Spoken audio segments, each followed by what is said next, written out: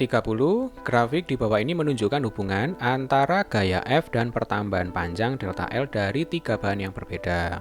Grafik yang menunjukkan nilai konstanta elastisitas K dari terbesar ke terkecil berturut-turut adalah, nah adik-adik soal nomor 30, ini berhubungan dengan hukum Hooke ya.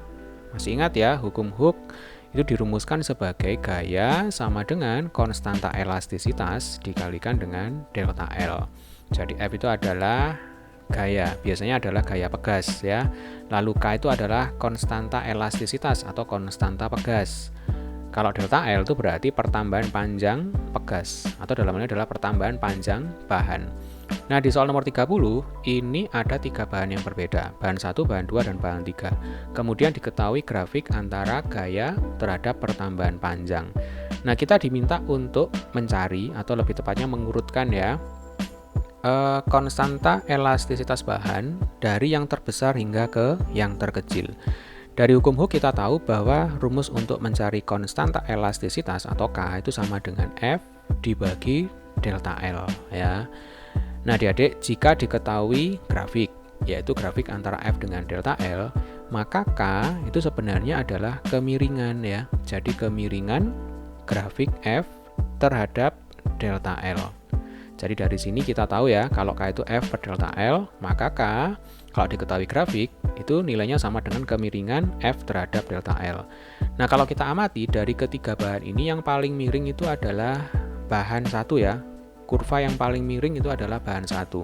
Sehingga langsung saja bisa kita simpulkan bahwa K1 nanti akan lebih besar nilainya dibandingkan dengan K2. Nah, yang terkecil itu adalah K3. Jadi urut-urutannya adalah bahan 1, bahan 2, dan bahan 3. Nah, sehingga nomor 30 itu jawabannya adalah yang A.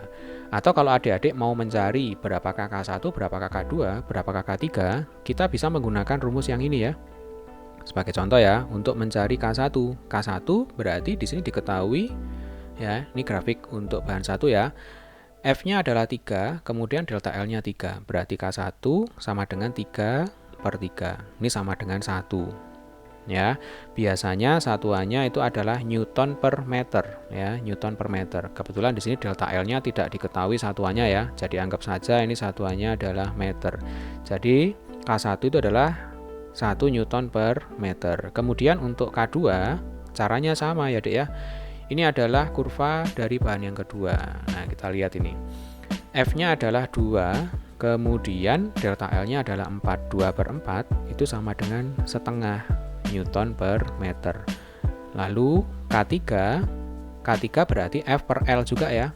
Kita lihat di sini pada bahan yang ketiga, F-nya adalah 3, sementara delta L-nya adalah 12. Jadi 3 per 12 itu sama dengan 1 per 4 Newton per meter.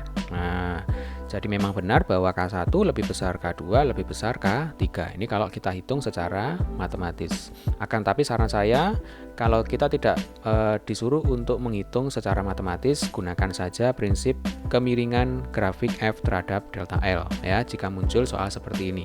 Baiklah adik-adik, ini tadi adalah pembahasan soal nomor 30. Bagi adik-adik yang belum subscribe, silakan subscribe. Sampai ketemu di video pembahasan soal selanjutnya.